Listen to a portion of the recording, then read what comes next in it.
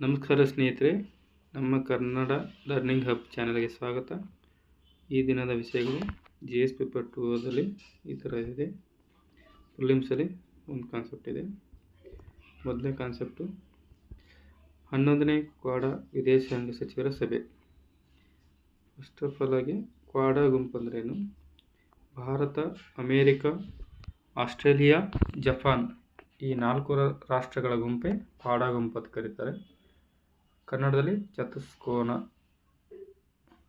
ಭದ್ರತಾ ಗುಂಪು ಅಂತ.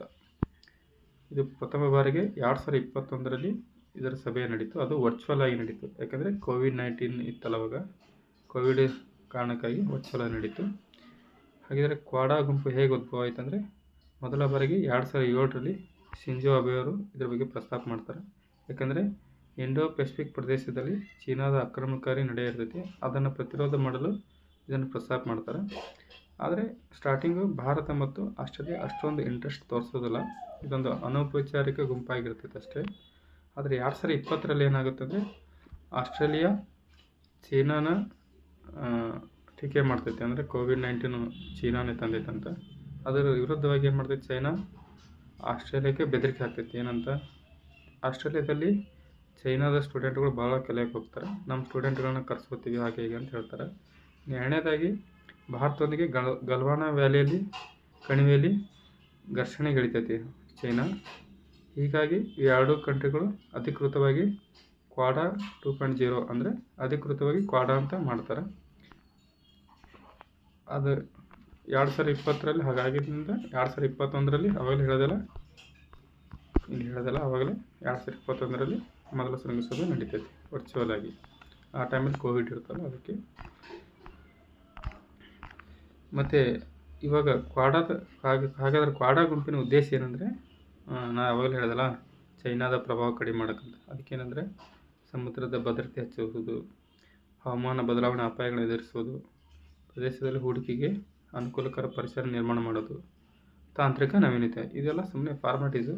ಮೇನ್ ಉದ್ದೇಶ ಇರೋದು ಏನಂದರೆ, ದಕ್ಷಿಣ ಚೀನಾ ಸಮುದ್ರ ಪ್ರದೇಶದಲ್ಲಿ ಚೀನಾದ ಆಕ್ರಮಣಕಾರಿ ನಡೆ ಅಂದರೆ ಸುತ್ತಮುತ್ತ ಕಂಟ್ರಿಗಳಲ್ಲಿ ಡ್ಯಾಶ್ ಲೈನ್ ಅಂದರೆ ಪಾಯಿಂಟ್ಗಳನ್ನು ಮಾಡಿಕೊಂಡು ಇದೆಲ್ಲ ನಮ್ಮದೇ ಅಂತ ಬಿಂಬಿಸ್ತಾ ಇದೆ. ಫಾರ್ ಎಕ್ಸಾಂಪಲ್ ಹೇಳ್ಬೇಕಾದ್ರೆ, ದಕ್ಷಿಣ ಚೀನಾ ಸಮುದ್ರದ ಮೇಲೆ 10 ಡ್ಯಾಶ್ ಲೈನ್ ಮಾಡಿ ಅದರ ದಕ್ಷಿಣ ಚೀನಾ ಸಮುದ್ರದಲ್ಲಿರುವಂಥ 90 ಭಾಗ ನಮ್ಮದೇ ಅಂತ ಹೇಳ್ತೈತಿ. ಸಾವಿರಾರು ವರ್ಷಗಳ ಇತಿಹಾಸ ತೋರಿಸಿ ಅಂತ. ಹಾಗಾದರೆ ನಾವು ಕೂಡ ಇತಿಹಾಸ ತೋರಿಸಿ ಇಡೀ ಸೌತ್ ಏಷ್ಯಾ ನಮ್ಮದೇ ಅಂತ ಹೇಳ್ಬೋದು. ಯಾಕಂದರೆ ಈ ಚೋಳರು ಅದು ಇದ್ದಾರಲ್ಲ, ಅವಾಗೆಲ್ಲ ಸೌತ್ ಏಷ್ಯಾವರೆಗೂ ನಮ್ಮದಿತ್ತು ಪ್ರದೇಶ.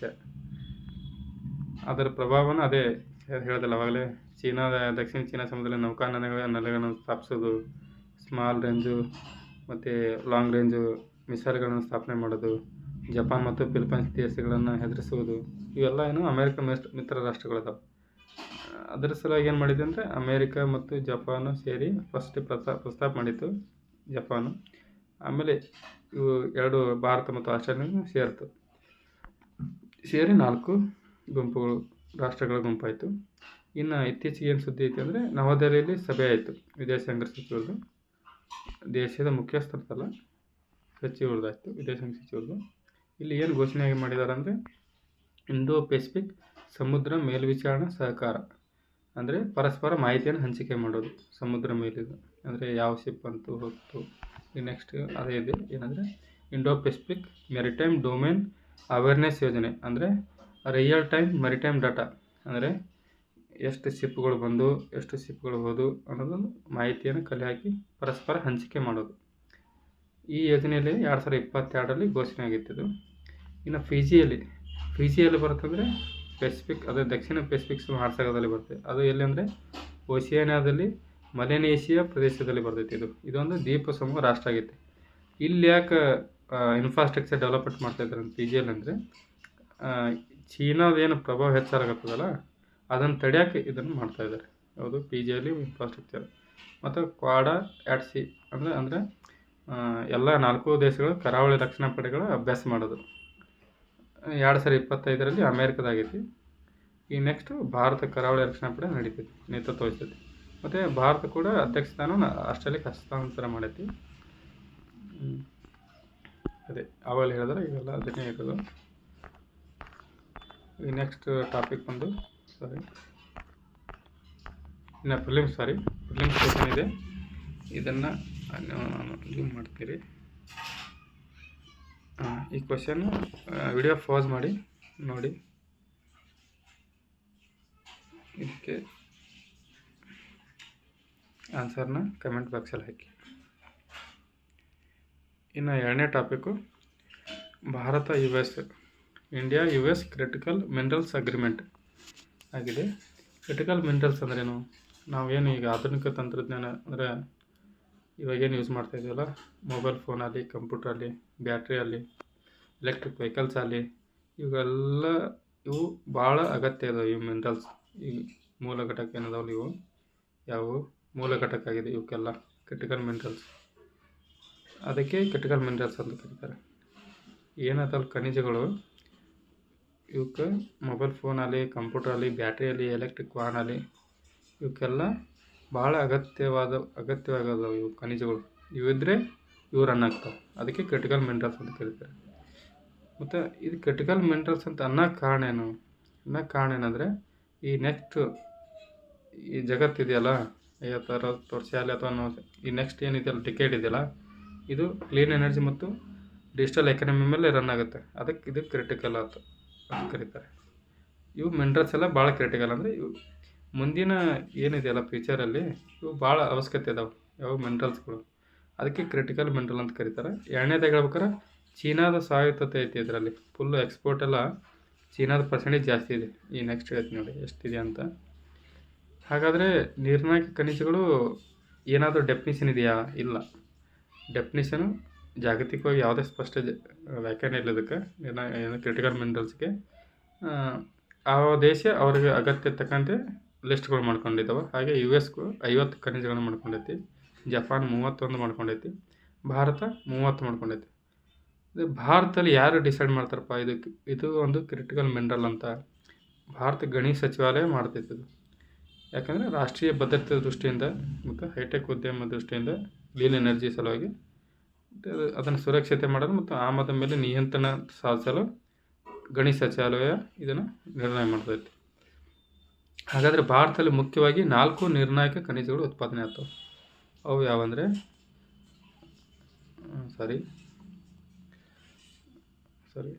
Copper, ಫಾಸ್ಫರಸ, graphite, titanium. ಅಂದರೆ ತಾಮ್ರ, ರಂಜಕ, ಗ್ರಾಫೈಟು, ಟೈಟಾನಿಯಂ ಇವು 4 ಖನಿಜಗಳು ಭಾರತದಲ್ಲಿ ಉತ್ಪಾದನೆ ಆಗ್ತವೆ. ಇವು ಎಲ್ಲಿ ಕಂಡು ಬರ್ತಾವಪ್ಪ ಜಾಸ್ತಿ ಅಂದರೆ ಭಾರತ ಪೂರ್ವ ಕರಾವಳಿ ಇದೆಯಲ್ಲ, ಒಡಿಶಾ, ಆಂಧ್ರ ಪ್ರದೇಶ, ತಮಿಳುನಾಡು ಮತ್ತು ಇಲ್ಲಿ ಈಸ್ಟ್ ಅಂದರೆ ಕೇರಳ, ಇಲ್ಲಿ ಇವು ಸಿಗ್ತಾವೆ. ಹಾಗಾದರೆ ಇದರಲ್ಲಿ ರೇರ್ ಅರ್ತ್ ಎಲಿಮೆಂಟ್ಸ್ ಅಂತ ಬರ್ತಾವೆ. ಈ 17 ಬರ್ತಾವೆ. ಅದರಲ್ಲಿ 17ರಲ್ಲಿ 15 ಲ್ಯಾಂಥನೈಡ್ಗಳು ಅಂತಾರೆ. ಕೋಷ್ಟಕ ಪೀರಿಯಾಡಿಕ್ ಟೇಬಲಲ್ಲಿ ಬರ್ತೈತೆ ಲ್ಯಾಂಥನೈಡ್ಗಳು ಅಂತ. ಲ್ಯಾಂಥನೈಡ್ಗಳು ಅಂದರೆ ಲೋಹೀಯ ಅಂಶಗಳಂತ ಹೊಂದಿರ್ತಾವಂತ ಮಿನರಲ್ಗಳಂತೇವಿ, ಖನಿಜಗಳೇನಂತೀವಿ ಲ್ಯಾಂಥನೈಡ್ಗಳು ಅಂತೀವಿ. ಅಂತ 15 ಅದಾವ. ಇನ್ನೆರಡು ಸ್ಕ್ಯಾಂಡಿನಿಯಂ ಮತ್ತು ಇರಿಟ್ರಿಯಂ ಅಂತ, ಈ 2 ಸೇರಿ ಟೋಟಲ್ 17 ರೇರ್ ಅರ್ತ್ ಎಲಿಮೆಂಟ್ಸ್ ಅದಾವೆ. ಇನ್ನು ಅವಾಗಲೇ ಹೇಳಿದಲ್ಲ ಚೀನಾದ ಯಾಕೆ ನಿಯಂತ್ರಣ ಐತಂದರೆ, ಜಗತ್ತಿನ 60% ಖನಿಜ ಚೀನಾದಲ್ಲಿ ಐತಿ. ಮತ್ತು ಈಗ ಜಗತ್ತಲ್ಲಿ ಸಪ್ಲೈ ಚೈನ್ ಇದೆಯಲ್ಲ, ಅದು 90% ಚೀನಾದಲ್ಲೇ ಸಂಸ್ಕರಣೆ ಆಗ್ತೈತಿ. ಹೀಗಾಗಿ ಚೀನಾದ ನಿಯಂತ್ರಣ ಐತಿ. ಇದನ್ನು ಓವರ್ಕಮ್ ಮಾಡೋಕ್ಕೆ ಈಗ ಅಗ್ರಿಮೆಂಟ್ ಆಗಿರೋದು ಚೀನಾದ ಇದು ಮಾಡೋಕ್ಕೆ. ಅದಕ್ಕೆ ಏನು ಮಾಡಿದ್ದಾರೆ ಅಂದರೆ, ಇವಾಗ ಒಂದು ಫ್ರೇಮ್ವರ್ಕ್ ಅಗ್ರಿಮೆಂಟ್ ಮಾಡ್ಕೊಂಡ್ರೆ ಇಂಡಿಯಾ ಮತ್ತು USA. ಅದಕ್ಕೆ USA ಕಾರ್ಯದರ್ಶಿ ಮಾರ್ಕೋ ರೂಬಿಯೋ ಮತ್ತು ನಮ್ಮ ವಿದೇಶಾಂಗ ಸಚಿವರದಲ್ಲ ಸುಬ್ರಹ್ಮಣ್ಯ ಜೈಶಂಕರ್ ಅವರು ಒಪ್ಪಂದ ಅಂತಿಮಗೊಳಿಸ್ತಾರೆ. ಇದಕ್ಕಿಂತ ಮುಂಚೆನೂ ಕೂಡ ಮಾಡಿದರು ಇದರ ಮೇಲೆ, ಸೆಮಿ ಕಂಡಕ್ಟರ್ ಮತ್ತು AI ಸರಪಳಿ ಮೇಲೆ. ಅದು ಎಲ್ಲಿ US ನೇತೃತ್ವದ ಪ್ಯಾಕ್ ಸಿಲಿಕಾನ್ ಭಾರತ ಸೇರ್ಪಡೆಯೊಂದಿಗೆ ಮಾಡಿಕೊಂಡಿದ್ದರು. ಪ್ಯಾಕ್ ಸಿಲಿಕಾನ್ ಅಂದ್ರೇನು? ಭಾರತ ಸೇರ್ಪಡೆ ಆಗಿದ್ರೆ ಪ್ಯಾಕ್ ಸಿಲಿಕಾನ್ ಅಂದರೆ ಇದು ಸಿಲಿಕಾನ್ ಮತ್ತು ಇತರ ಕ್ರಿಟಿಕಲ್ ಮಿನರಲ್ಸ್ ಮೇಲೆ ಅದಕ್ಕೆ ಏನು ಸಪ್ಲೈ ಚೈನ್ ಇದೆಯಲ್ಲ ಅದಕ್ಕೆ ಸಂಬಂಧಪಟ್ಟಾಗ ನಿಯಂತ್ರಣ ಮಾಡೋಕ್ಕೆ, ಅದನ್ನು ರಕ್ಷಣೆ ಮಾಡೋಕ್ಕೆ ಮಾಡಿಕೊಂಡಿರುವಂಥ ಒಂದು ಸ್ಟ್ರಾಟಜಿಕ್ ಉಪಕ್ರಮ ಇದು. ಇದಕ್ಕೆ ಪ್ಯಾಕ್ ಸಿಲಿಕಾನ್ ಅಂತ ಮಾಡ್ತಾರೆ. ಇದು ಯುನೈಟೆಡ್ ಸ್ಟೇಟ್ಸ್ ಇದು ಸ್ಟಾರ್ಟ್ ಮಾಡಿದೆ. ಇದು ಯಾಕೆ ಅದೇ ಆಗೇನು ಹೇಳ್ದಲ್ಲ, ಚೀನಾದ ನಿಯಂತ್ರಣ ಐತಲ್ಲ ಜಾಸ್ತಿ, ಅದರ ವಿರುದ್ಧ ಅಸ್ತ್ರ ಬಳಸೋಕೆ ಇದನ್ನು ಮಾಡಿದ್ದಾರೆ. ಭಾರತನ 2026 ಜನವರಿಯಲ್ಲಿ ಇದಕ್ಕೆ ಜಾಯ್ನ್ ಆಗೈತಿ. ಈ ಪ್ಯಾಕ್ ಶಿಲಕ್ಕಾಗಿ ಹೇಳ್ಬೇಕಂದ್ರೆ 12 ಅಧಿಕೃತ ರಾಷ್ಟ್ರಗಳಿಗೆ ಒಳಗೊಂಡವ ಪ್ರೆಸೆಂಟು. ಇದ್ರ ಮೇಲೆ ಮೊನ್ನೆ UPS ನಡೆದಿತ್ತಲ್ಲ, ಯಾವುದು ಪ್ರಿಲಿಮ್ಸ್ ಎಕ್ಸಾಮ್, ಅದರಲ್ಲಿ ಕ್ವಶನ್ ಆಗಿದೆ. ಇದನ್ನು ನೀವು ಆನ್ಸರ್ ಮಾಡೋಕ್ಕೆ ಟ್ರೈ ಮಾಡಿ. ವಿಡಿಯೋ ಪಾಸ್ ಮಾಡಿ ನೋಡಿ.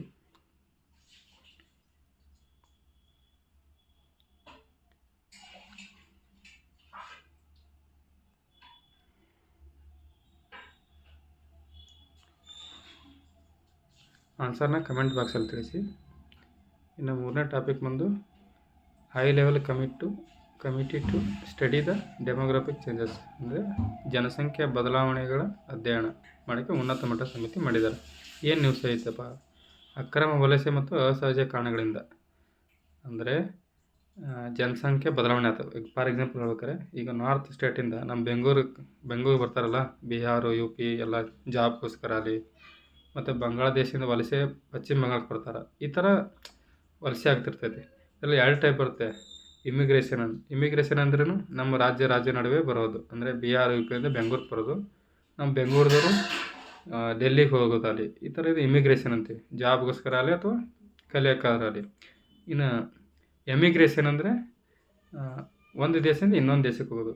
ಅಂದರೆ ಈಗ ಬಾಂಗ್ಲಾದೇಶರು ಅಕ್ರಮವಾಗಿ ಬಂದರೆ ಅದು ಎಮಿಗ್ರೇಷನ್ ಅಂತ ಕನ್ಸಿಡರ್ ಆಗುತ್ತೆ. ನಮ್ಮ ಭಾರತದವರು ಅಮೇರಿಕೆಗೆ ಜಾಬ್ಗೋಸ್ಕರ ಅದು ಎಮಿಗ್ರೇಷನ್ ಆಗುತ್ತೆ.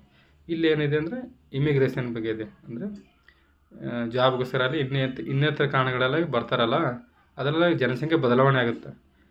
ಅದ್ರ ಕುರಿತು ಅಧ್ಯಯನ ಮಾಡೋಕ್ಕೆ ಏನು ಮಾಡಿದ್ರೆ ಒಂದು ಕಮಿಟಿ ಮಾಡಿದ್ದಾರೆ. ಅದು ಯಾಕೆ ಅದು ಕಮಿಟಿ ಅಧ್ಯಕ್ಷರು ಯಾರು ಅಂದರೆ ನಿವೃತ್ತ ನ್ಯಾಯಾಧೀಶ, ಸುಪ್ರೀಂ ಕೋರ್ಟ್ ನಿವೃತ್ತ ನ್ಯಾಯಾಧೀಶರಾದ ಪ್ರಕಾಶ್ ಪ್ರಭಾಕರ್ ನಾವಳೇಕರ್ ಅಂತ ಇವರು ಮಾಡಿದ್ದಾರೆ. ಇದು 1 ವರ್ಷವರೆಗೆ ವರದಿ ಸಲ್ಲಿಸ್ಬೇಕು, ಇಲ್ಲಾಂದರೆ 6 ತಿಂಗಳ ವಿಸ್ತರಣೆ ಮಾಡ್ಬೋದು. ಇದರ ಉದ್ದೇಶ ಏನಂದರೆ ಪಾಪ್ಯುಲೇಷನ್ ಸ್ಟೆಬಿಲೈಸೇಷನ್ ಮಾಡೋದು. ಅಂದರೆ ಒಂದು ಏರಿಯಾದಲ್ಲಿ ಜಾಸ್ತಿ ಆದರೆ ಅಲ್ಲಿರುವಂಥ ನೀರಾಗಲಿ, ಅಂದರೆ ಪ್ರಾಕೃತಿಕ ರಿಸೋರ್ಸ್ ಮೇಲೆ ಪರಿಣಾಮ ಬರ್ತೈತೆ. ಅಂದರೆ ಜಾಸ್ತಿ ಬೇಡಿಕೆ ಆಗೋಣ, ಅಲ್ಲಿ ರಿಸೋರ್ಸ್ ಕರೆಕ್ಟಾಗಿ ಈಕ್ವಲ್ ಆಗಿ ಹೋಗಲ್ಲ, ಡಿಸ್ಟ್ರಿಬ್ಯೂಟ್ ಆಗಲ್ಲ. ಹೀಗಾಗಿ ಪಾಪ್ಯುಲೇಷನ್ ಸ್ಟೆಬಿಲೈಸ್ ಮಾಡೋ ಸಲುವಾಗಿ ಈ ಕುರಿತು ಸಮಿತಿಯನ್ನು ರಚನೆ ಮಾಡಿದ್ದಾರೆ. ಫಾರ್ ಎಕ್ಸಾಂಪಲ್ ಹೇಳ್ಬೇಕಾರೆ, ಈಗ ನಮ್ಮ ಬೆಂಗಳೂರು ಜನಸಂಖ್ಯೆ ಐತಿ, ಬೆಂಗಳೂರು ಜನಸಂಖ್ಯೆಗೆ ನೀರೇ ಸಾಕಾಗ್ತಿಲ್ಲ, ಅದಕ್ಕೆ ಬೇರೆ ಬೇರೆ ಯೋಜನೆಗಳು ಮಾಡ್ತಾಯಿದ್ದಾರೆ. ಹಾಗೆ ಒಂದೇ ಸಿಟಿಯಲ್ಲಿ ಜಾಸ್ತಿ ಜನ ಹೋಗ್ಬಿಟ್ರೆ ಕೆಲವೊಂದು ತೊಂದರೆಗಳು ಬಂದ್ಬಿಡ್ತಾವೆ. ನೀರು ಆಯಿತು, ಇನ್ನು ಟ್ರಾಫಿಕ್ ಜಾಮು ಹೆವಿ ಆಗುತ್ತೆ. ಇದು ಒಂದು ಕಾರಣ. ಇದಕ್ಕೆ ಅಕ್ರಮ ವಲಸೆ ಅನ್ಬೋದು, ಜಾಬ್ಗೋಸ್ಕರ ಬಂದು ವಲಸೆ ಆಗೋದು. ವಲಸಿನಲ್ಲಿ ಇಷ್ಟೆಲ್ಲ ಪ್ರಾಬ್ಲಮ್ ಆಗ್ತಾವೆ. ಇದು ವಲಸೆನ ಈ ಥರ ತಡೆಯೋಕೆ ಏನು ಮಾಡಿದ್ರೆ ಪಾಪ್ಯುಲೇಷನ್ ಸ್ಟೆಬಿಲೈಸೇಷನ್, ಅಂದರೆ ಜನಸಂಖ್ಯೆ ಸ್ಥಿರೀಕರಣ ಮಾಡೋ ಸಲುವಾಗಿ ಒಂದು ಕಮಿಟಿ ಮಾಡತ್ತಾರೆ. ಅದೇ ಯಾವುದಂದರೆ demographic changes, study the demographic changes. ಇದರ ಕಮಿಟಿ ಅಧ್ಯಕ್ಷರು ಯಾರಂದರೆ ಪ್ರಕಾಶ್ ಪ್ರಭಾಕರ್ ನಾವಡೇಕರ್ ಅಂತ. ಇದ್ರ ಬಗ್ಗೆ ಪ್ರಿಲಿಮ್ಸ್ ಕ್ವಶನ್ ಕೇಳ್ಬೋದು. ಈ ಪ್ರಿಲಿಮ್ಸು ಈ ಥರ ಕ್ವಶನ್ ಇದೆ. ವಿಡಿಯೋ ಪಾಸ್ ಮಾಡಿ ಓದಿ ಆನ್ಸರ್ ಮಾಡಿ ಕಮೆಂಟ್ ಬಾಕ್ಸಲ್ಲಿ. ಇನ್ನು 4ನೇ ಕಾನ್ಸೆಪ್ಟ್ ಬಂದು PCPNDT ಆ್ಯಕ್ಟ್ 1994, ಅಂದರೆ pre conception and pre natal diagnostic techniques privation of sex selection act 1994. ಕನ್ನಡದಲ್ಲಿ ಹೇಳ್ಬೇಕಾದ್ರೆ ಗರ್ಭಧಾರಣೆ ಪೂರ್ವ ಮತ್ತು ಪ್ರಸವ ಪೂರ್ವ ರೋಗ ನಿರ್ಣಯ ತಂತ್ರಗಳ ಲಿಂಗ ಆಯ್ಕೆ ನಿಷೇಧ ಕಾಯ್ದೆ 1994. ಈ ಕಾಯ್ದೆ ಉದ್ದೇಶ ಏನಪ್ಪ? ಭ್ರೂಣ ಹತ್ಯೆಯನ್ನು ತಡೆಯೋದು, ಎಸ್ಪೆಷಲಿ ಹೆಣ್ಣು ಭ್ರೂಣ ಹತ್ಯೆ ತಡೆಯೋದು, ಮತ್ತು ಮಕ್ಕಳ ಲಿಂಗ ಅನುಪಾತವನ್ನು ಕುಸಿತಿರೋದನ್ನು ನಿಯಂತ್ರಿಸುವುದು, ಮತ್ತು ಗರ್ಭಧಾರಣೆಯ ಮೊದಲು ಮತ್ತು ನಂತರ ಕೂಡ ಲಿಂಗ ಆಯ್ಕೆ ಮಾಡೋದನ್ನು ತಡೆಯಲು. ಇದಕ್ಕೆ ಪನಿಷ್ಮೆಂಟ್ ಏನಿದೆ ಅಂದರೆ ಇದು ಉಲ್ಲಂಘನೆ ಮಾಡಿದ್ರೆ 3 ವರ್ಷದಿಂದ 5 ವರ್ಷ ಜೈಲು ಶಿಕ್ಷೆ, 10,000ರಿಂದ 1 ಲಕ್ಷದವರೆಗೆ ದಂಡ ಐತಿ. ಮತ್ತು ಯಾರು ಇದನ್ನು ಮೆಡಿಕಲ್ ವೃತ್ತಿಪರರು ಏನು ಪ್ರಾಕ್ಟೀಸ್ ಮಾಡ್ತಾರಲ್ಲ ಅವರೆಲ್ಲ ಮೆಡಿಕಲ್ ಲೈಸೆನ್ಸ್ ಕಳ್ಕೊತಾರೆ. ಇನ್ನು ಇಲ್ಲಿ ಒಂದು ನೋಡಿದ್ವಲ್ಲ, ಮಕ್ಕಳ ಲಿಂಗ ಅನುಪಾತ ಅಂದ್ರೇನು, what is child sex ratio ಅಂದ್ರೇನು, 6 ವರ್ಷದೊಳಗಿನ 1,000 ಪುರುಷರಿಗೆ ಇರುವಂಥ 6 ವರ್ಷದೊಳಗಿನ 1,000 ಗಂಡು ಮಕ್ಕಳಿಗೆ ಇರುವಂಥ ಹೆಣ್ಣು ಮಕ್ಕಳ ಸಂಖ್ಯೆಯನ್ನು ಮಕ್ಕಳ ಲಿಂಗ ಅನುಪಾತ ಅಂತ ಕರೀತಾರೆ. ಅಂದರೆ 1,000 ಗಂಡು ಮಕ್ಕಳಿಗೆ ಎಷ್ಟು ಹೆಣ್ಣು ಮಕ್ಕಳಿದ್ದಾರೆ ಅಂತ, ಅದನ್ನೇ ಮಕ್ಕಳ ಲಿಂಗ ಅನುಪಾತ. ಅದು 6 ವರ್ಷದ ಒಳಗಿರಬೇಕು ಅವರು. ಇನ್ನು ಎದಕ್ಕೆ ಅನ್ವಯಿಸ್ತದಪ್ಪ ಇದು ಮೆಡಿಕಲಲ್ಲಿ? ಒಂದು ಅಲ್ಟ್ರಾಸೌಂಡ್ ಪರೀಕ್ಷೆ, ಯಾವಾಗ ಗರ್ಭಾವಸ್ಥೆ ಗರ್ಭಾವಸ್ಥೆ ಆಲ್ರೆಡಿ ಅವರು ಪ್ರೆಗ್ನೆನ್ಸಿ ಆಗಿರ್ತಾರಲ್ಲ ಅವಾಗ ಲಿಂಗ ತಿಳಿಯಲು ಅಲ್ಟ್ರಾಸೌಂಡ್ ಸ್ಕ್ಯಾನಿಂಗ್ ಮಾಡಿಸ್ತಾರಲ್ಲ ಅದು ಕೂಡ ಅಪ್ಲೈ ಆಗುತ್ತೆ. ಅಂದರೆ ಅವಾಗ ತಿಳಿಯೋದು ಗಂಡು ಹೆಣ್ಣು ತಿಳಿದು ತೆಗಿಯೋದು ಅಬಾರ್ಷನ್ ಮಾಡಿಸೋದು ಇದು ತಡೆಯೋಕ್ಕೆ ಇದನ್ನು ಮಾಡಿದ್ದಾರೆ. ಮತ್ತು ಇನ್ನೊಂದು ಎರಡನೇದು IVF ಅಂತಿದೆಯಲ್ಲ, ಫರ್ಟಿಲೈಸೇಷನ್ ಟೆಕ್ನಾಲಜಿ, ಅದು ಕೂಡ ಏನು ಮಾಡ್ತಾರೆ ಅಂದರೆ ಗರ್ಭ ಧರಿಸುವ ಮುನ್ನವೇ ಲಿಂಗ ನಿರ್ಧರಿಸ್ತಾರೆ. ಅಂದರೆ ನಮ್ಗೆ ಗಂಡೇ ಬೇಕು ಅಂತ ಇಂಜೆಕ್ಟ್ ಮಾಡೋದು. ಅಂದರೆ ಇದೇ ನಮ್ಗೆ ಗೊತ್ತಿದೆಯಲ್ಲ ಸೈನ್ಸಲ್ಲಿ XX ಹೊಡಿದ್ರೆ ಹೆಣ್ಣು, XY ಸೇರಿದ್ರೆ ಗಂಡು ಅಂತ. ಅಂದರೆ ಗಂಡು ಮಗು ಬೇಕಾದರೆ XY ಅಂತ ಸೇರಿಸಿ ಮಹಿಳೆಯಲ್ಲಿ ಹಾಕ್ಬಿಡೋದು, ಅವಾಗ ಗಂಡು ಮಗು ಆಗುತ್ತೆ. ಹೆಣ್ಣು ಮಗು ಬೇಕಾದರೆ XX ಸೇರಿಸಿ ಹೆಣ್ಮಗು ಇದು ಮಹಿಳೆಯಲ್ಲಿ ಹಾಕಿದ್ರೆ ಅದು ಹೆಣ್ಣು ಮಗು ಆಗುತ್ತೆ. ಇದು ಕೂಡ ತಪ್ಪು ಅಂತ ಹೇಳ್ತೈತಿ ಈ ಕಾಯ್ದೆ. ಇದು ಯಾಕೆ ನ್ಯೂಸಲ್ಲಿದೆ ಅಂದರೆ ಗುರುಗ್ರಾಮದಲ್ಲಿ ಏನಾಗಿದೆ, 1000 ಗಂಡು ಮಕ್ಕಳಿಗೆ 882 ಹೆಣ್ಮಕ್ಳಿಗಾರ, ಅದು ಪ್ರತಿ ವರ್ಷ ಕಡಿಮೆ ಆಗ್ತಿದೆ.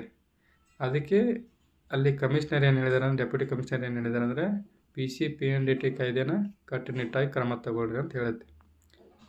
ಅವೆಲ್ಲ ಹೇಳಿದ್ವಲ್ಲ, ಪ್ರಸವ ಪೂರ್ವ ಲಿಂಗ ನಿರ್ಧಾರ ಅಂತ, ಪ್ರೀ ನ್ಯಾಟಲ್ ಸೆಕ್ಸ್ ಡಿಟರ್ಮಿನೇಷನ್, ಇದನ್ನು ಅಲ್ಟ್ರಾಸೌಂಡ್ ಬಳಸ್ತಾರೆ. ಅಂದರೆ ಗರ್ಭಧಾರಣೆ ನಂತರ ಭ್ರೂಣಲಿಂಗ ನಿರ್ಧರಿಸ್ತಾರೆ. ಇದನ್ನು ನಿರ್ಧರಿಸಿ ಇದು ದುರ್ಬಳಕೆ ಮಾಡಿದ್ರೆ ಕಾನೂನು ಬಾಹಿರ, ಮತ್ತು ಇದು PC-PNDT ಕಾಯ್ದೆ ಪ್ರಕಾರ ಇದು ಅಪರಾಧ. ಅವೆಲ್ಲ ಹೇಳಿದಲ್ಲ, ಗರ್ಭಧಾರಣೆ ಪೂರ್ವ ಲಿಂಗ ನಿರ್ಧಾರ, ಪ್ರೀ ಕನ್ಸೆಪ್ಷನ್ ಸೆಕ್ಸ್ ಡಿಟರ್ಮಿನೇಷನ್, ಅಂದರೆ ಗರ್ಭಾಶಯದಲ್ಲೇ ಭ್ರೂಣವನ್ನು ಅಳವಡಿಸುವ ಮೂಲಕ ಲಿಂಗವನ್ನು ನಿರ್ಧರಿಸೋದು. ಅಂದರೆ ಕೇವಲ ಗಂಡು ಭ್ರೂಣವನ್ನು ಮಾತ್ರ ಗರ್ಭಾಶಯ ವರ್ಗಾಯಿಸೋದು, ಗಂಡು ಮಗುನೇ ಬರ್ತದೆ. ಇದು ಅಪರಾಧ ಆಗಿದೆ. ಇನ್ನು ಪ್ರಿಲಿಮ್ಸ್ ಕ್ವಶನ್ ಇದೆ, ಇದಕ್ಕೆ ವಿಡಿಯೋ ಪಾಸ್ ಮಾಡಿ ಆನ್ಸರ್ ಮಾಡಿ, ಕಮೆಂಟ್ ಬಾಕ್ಸಲ್ಲಿ ತಿಳಿಸಿ ಆನ್ಸರ್ನ.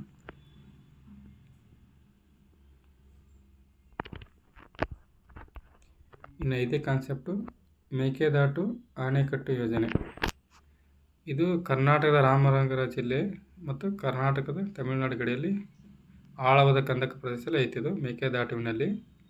ಇದು ಕಾವೇರಿ ನದಿಗೆ ಅಡ್ಡಲಾಗಿ ಮಾಡ್ತಾರೆ. ಏನು ಕಾಂಟ್ರವರ್ಸಿ ಅಂದರೆ, ಈ ನದಿ ಮೇಲ್ಭಾಗದಲ್ಲಿ ಹೆಚ್ಚಿನ ನೀರು ಸಂಗ್ರಹ ಮಾಡಕತ್ತಿರಂತ ತಮಿಳುನಾಡು ವಿರೋಧಿಸಕತ್ತೈತಿ ಈ ಯೋಜನೆ.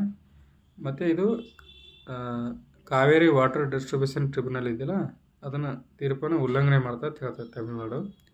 ಇನ್ನು ಮೇಕೆದಾಟು ಯೋಜನೆ ಬಗ್ಗೆ ತಪ್ಪು ತಿಳ್ಕೊಳ್ಳೋಣ. ಇದು ಎಲ್ಲಿದೆ ಅಂದರೆ ಕರ್ನಾಟಕದ ಒಂಟಿಗುಂಡ್ಲು ಎಂಬಲ್ಲಿ 9,000 ಕೋಟಿ ವೆಚ್ಚದ ಯೋಜನೆ ಆಗಿತ್ತು. ಇದು ಕಾವೇರಿ ಮತ್ತು ಉಪನದಿಯಾದ ಅರ್ಕಾವತಿ ನದಿಯ ಸಂಗಮ ಸ್ಥಾನದಲ್ಲಿ ಇತ್ತು.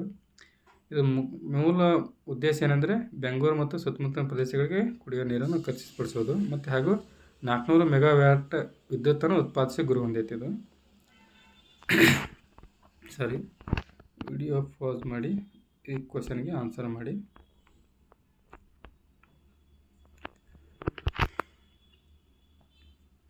ಕಮೆಂಟ್ ಬಾಕ್ಸಲ್ಲಿ ತಿಳಿಸಿ ಆನ್ಸರನ್ನು.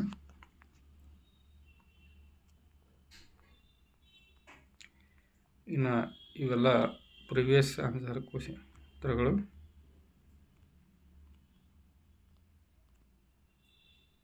ಇದು ಕ್ವಶನ್, ಇದಕ್ಕೆ ಆನ್ಸರ್ ಇದೆ. ಒಂದನೇ ಕ್ವಶನ್ಗೆ ಒಂದನೇ ಆನ್ಸರು, ಎರಡನೇ ಕ್ವಶನ್ಗೆ ಎರಡನೇ ಆನ್ಸರು, ಮೂರನೇ ಕ್ವಶನ್ಗೆ ನಾಲ್ಕನೇ ಆನ್ಸರು, ನಾಲ್ಕನೇ ಕ್ವಶನ್ಗೆ ಒಂದನೇ ಆನ್ಸರು, ಐದನೇ ಕ್ವಶನ್ಗೆ ಎರಡನೇ ಆನ್ಸರು. ಇದನ್ನು PDF ನಾವು ಟೆಲಿಗ್ರಾಮ್ ಚಾನಲ್ ಹಾಕ್ತೀನಿ, ಅದನ್ನು ಡೌನ್ಲೋಡ್ ಮಾಡ್ಕೊಳ್ಳೋಕೆ ಸಾಧ್ಯ ಆಗಿರ್ಬೇಕು.